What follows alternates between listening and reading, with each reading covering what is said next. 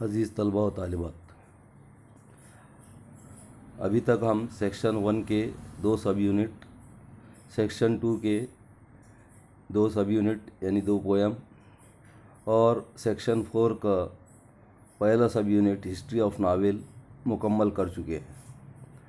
आज हम वापस पहले सेक्शन की तरफ बढ़ते हैं और तीसरा sub unit cop and the anthem, ये स्टोरी की स्टडी शुरू करते हैं। सबसे पहले आइस ब्रेकर्स देखिए। आइस ब्रेकर में पहली एक्टिविटी वेब की शक्ल में दी गई है। ये वेब आपको मुकम्मल करना है। Suppose you have gone to a place where the winter season is very severe. फ़र्ज़ कीजिए कि आप ऐसी जगह गए हो जहाँ सर्दी का मौसम बहुत ही शदीद होता है या जहाँ पर बहुत ही शदीद सर्दी होती है। जैसे मिसाल के तौर पर कश्मीर चले गए आप।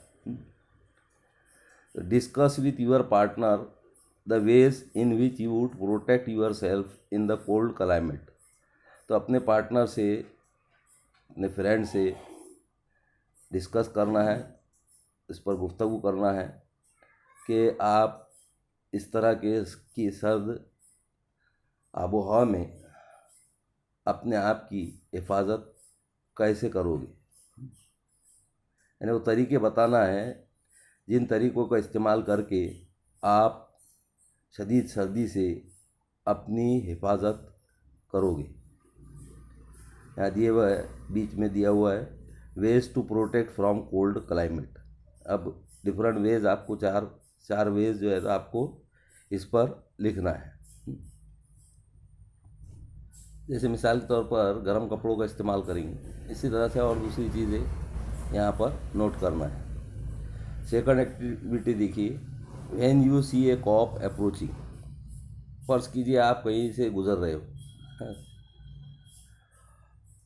और एक पुलिस वाला, कॉप मीन्स कॉन्स्टेबल, पुलिस वाला, एक पुलिस वाला आपकी तरफ बढ़ रहा है। यू फील आइदर रिलीव्ड और स्केर्ड। आपको यहाँ पर यह बयान करना है कि आप पुलिस वाले को देखकर राहत महसूस करोगे या खौफ। Discuss with your partner the situations when you feel relieved और स्केर्ड। अपने पार्टनर से डिस्कस करना है कि किस सिचुएशन में आप राहत महसूस करोगे और किस सिचुएशन में खौफ महसूस करोगे। स्केर्ड बोले तो फियर, फ्राइटन, सही वर्ड उसके लिए फ्राइटन। रिलीव्ड बोले तो राहत महसूस करना, कंफर्ट महसूस करना, कंफर्टेड। तो रिलीव्ड कब महसूस करेंगे, एक पॉइंट दिया हुआ है, 2 पॉइंट आपको लिखना है। रिलीव्ड कब महसूस करेंगे, you are walking alone in a dark street. यानी एक डार्क स्ट्रीट है, अंधेरी गली है, अंधेरी सड़क है, आप वहाँ से चल रहे हो, वहाँ पर आप पुलिस वाले को देखते हो अपनी तरफ बढ़ते हुए, तो आप कैसे महसूस करोगे, राहत महसूस करोगे। खौफ ज़्यादा कब महसूस करोगे, तो इसकी भी एक मिसाल दी गई है, you are riding a bike without a valid driving licence. मिसाल तौर पर आप बाइक चला रहे, आपके पास लाइसेंस नहीं है, तो जाहिर सी बात है आप पुलिस वाले को देखकर, कॉप को देखकर खौफ ज़्यादा हो जाओगे, खौफ महसूस करोगे। अब उसके बाद थर्ड एक्टिविटी देखिए, discuss some of the motivating things that can change a person's life. बहुत सी मुतहरिक करने वाली चीज़ें होती है जो इंसान की ज़िंदगी में तब्दीली ला सकती है। बहुत सी बातें होती है, कभी असातिज़ा की बात, कोई बात ऐसी होती है कि जिसको सुनकर हमारी ज़िंदगी तब्दील हो जाती है। कभी माँ बाप की, कभी यहाँ पर दे रहा, जैसे मिसाल तौर पर कोई तकरीर सुन रहे आप, तो तकरीर सुनकर आपकी ज़िंदगी में एकदम तब्दीली आ जाती है। तो ऐसे 3 पॉइंट्स आपको लिखना है। आईएनजी वर्ड से शुरू करके लिख सकते हैं आप, तो आसानी से, जैसे लिसनिंग दिया है यहाँ पर, तो ऐसे आगे अल्फाज मुख्तलिफ इस्तेमाल करके आईएनजी लगा के शुरू करने का, वो लिखने का। मिसाल तौर पर कोई अच्छी किताब आप पढ़ रहे हो, ये एक मिसाल लिख सकते हैं यहाँ पे, एक और दिलिया मैंने। तो ऐसे ही 2 पॉइंट आपको अपने दिल से लिखना है, इंग्लिश में लिखना है, आईएनजी फॉर्म से शुरू करके लिखना है। तो ये एक्टिविटीज़ हो गई आइस ब्रेकर्स की, ये आपको सॉल्व करके व्हाट्सएप पे पोस्ट करना है। उसके बाद इंट्रोडक्शन राइटर का पेश कर देता हूँ मैं आज, और फिर इंशाल्लाह वोकेबुलरी भी पोस्ट की जाएगी, और पीर के दिन इंशाल्लाह पहला एक्सट्रैक्ट की स्टडी की जाएगी। तो ये जो कॉप एंड एंथम है, it is written by O Henry. This story has been written by O Henry. O Henry was William Sydney Porter's nickname, pen name. कलमी नाम रहा करता है, बहुत से अक्सर राइटर कलमी नाम रखते हैं। तो O Henry was born in 1862 and he died in 1910.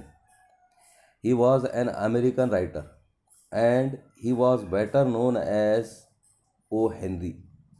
It was his pen name. कलमी नाम था, ओ हेनरी कलमी नाम था।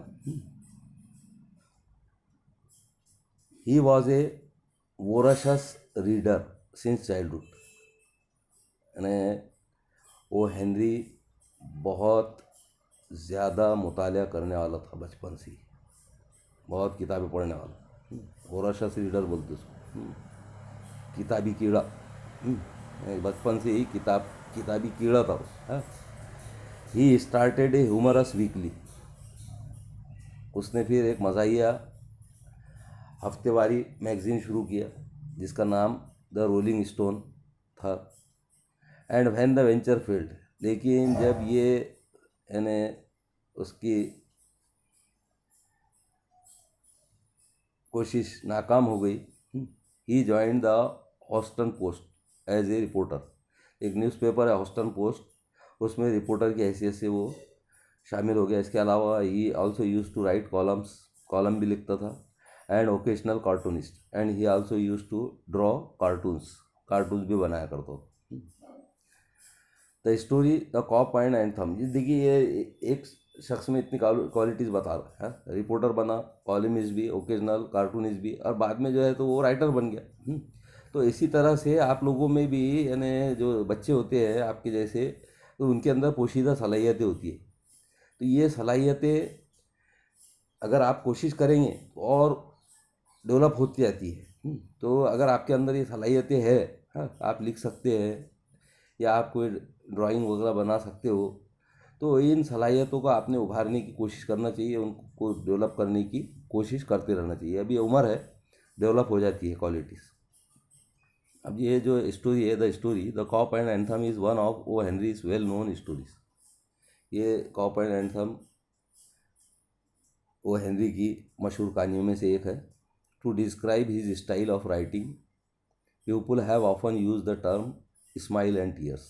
उसकी जो तर्ज तहरीर है, स्टाइल ऑफ राइटिंग है, उसको बयान करने के लिए लोगों ने अक्सर ये इस्तिलाह मुस्कुराहट और आंसू इस्तेमाल किए, विच इम्प्लाइज, जिसका मतलब होता है his twisted way of thoughts. उसका यानी जो ख्यालात का तरीका है वो ट्विस्टेड है, उतार चढ़ाव रहता है उसके अंदर। And endings in almost every story, और एंडिंग्स भी, जो एंडिंग्स भी होती है वो ट्विस्टेड होती है। क्या एंडिंग होंगी कुछ बताते हैं, ये स्टोरी में देखेंगे आप। हाँ, यानी कैरेक्टर, मेन जो कैरेक्टर है वो क्या एक्सपेक्ट करता, क्या तब्दील लाना चाहता अपने अंदर, और फिर क्या हो जाता।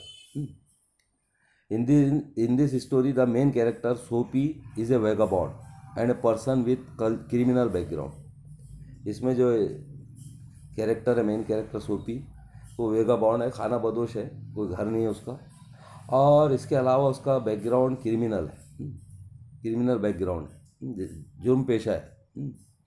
ही makes different plans to re enter the prison. Prison means जेल में दाखिल होने के लिए मुख्तलिफ मंसूबे बनाता है वो। As he has no shelter to protect himself, क्योंकि उसको यानी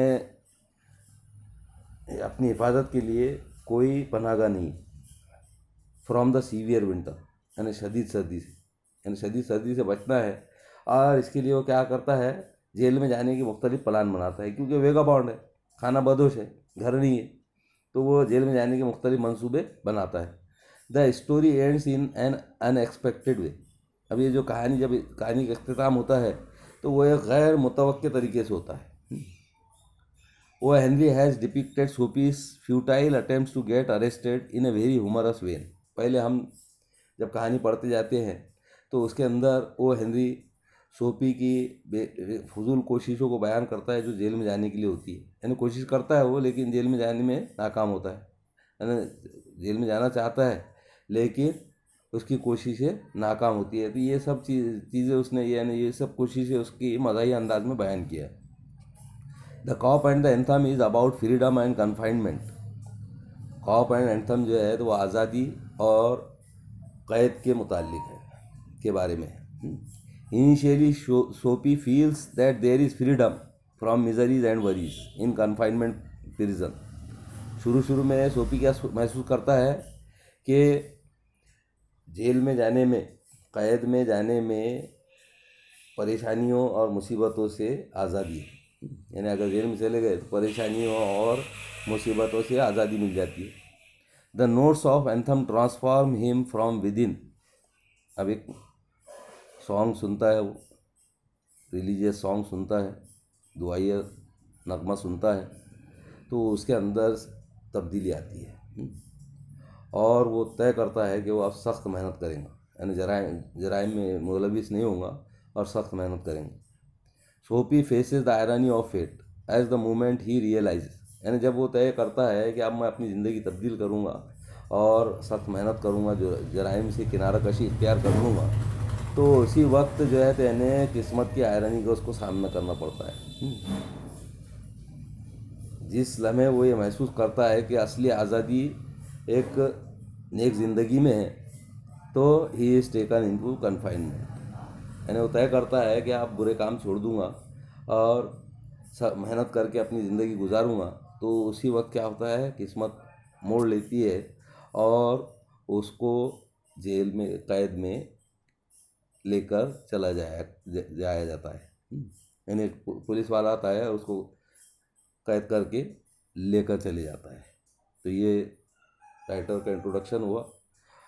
इंशाल्लाह वोकेबुलरी भी पोस्ट करता हूँ, उसको पढ़कर पहले एक्सट्रैक्ट को जहाँ तक मैं वोकेबुलरी पोस्ट करूँगा वहाँ तक पढ़ना है, और ये एक्टिविटीज़ आइस ब्रेकर्स की ये पोस्ट करना है आप लोगों को। आज का दिन है, कल का है, परसों का है, 3 दिन है, पोस्ट करेंगे हर एक। बहुत कम लोग पोस्ट कर रहे हैं, आर्ट्स वाले तो बिल्कुल भी दिलचस्पी नहीं ले रहे हैं। इस बात का ख्याल रखें, रेगुलर स्टडी करना है। खुदा हाफिज़।